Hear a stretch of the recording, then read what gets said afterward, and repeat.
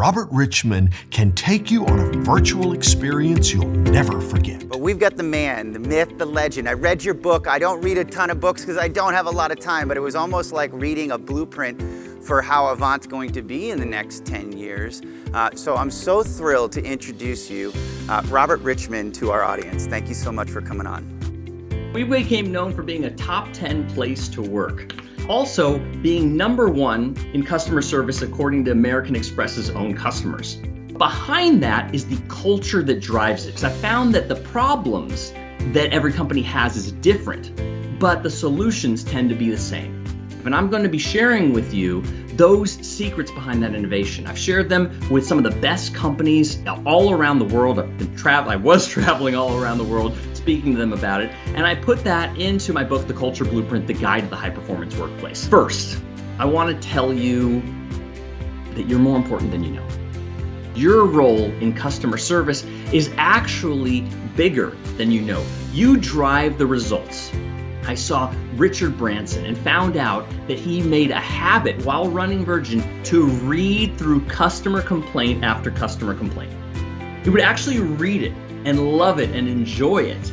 And he made a practice of it. And the reason he said was because when they're handing me over what's not working, they're handing me over the innovation. They're saying, this is what you need to fix. And I don't need an R&D lab. I don't need people in a room.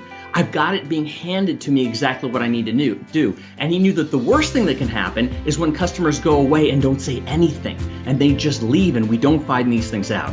Frustrations drive revenue. The customer call center, it's not just a source of problem solving, it actually drives revenue. Thinking about that customer experience before it happens, all those things going into it, what's their journey with you and what happens afterward. And of course, there's interesting drama in between. Otherwise, we'd get bored and go do a different job. So you are a story designer and storyteller. That's how important you are to the customer experience. Culture itself is a network. It's people. They're all around, and it starts to look like a computer network if you see the way everybody's connected and talking to each other. So if it's like a computer network, I thought, a lot of people get overwhelmed by culture and think, oh my God, this is huge. What do I do with it? But if we think about it as a computer network, then we can ask that question, who is the most powerful agent in a computer network? And I realized the answer is this. It is the hacker.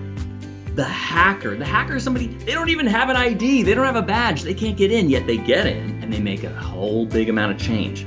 So what if we could learn from hackers about how to hack our systems and our culture for the better?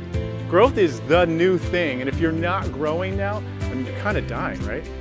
Yeah, so I was surprised as many others were that I don't get calls from bad cultures. I just don't. I only get calls from great cultures that want to become amazing, because if you think about it, anybody who's the best never settles. They never get to 10 because they're constantly reinventing and re-improving themselves.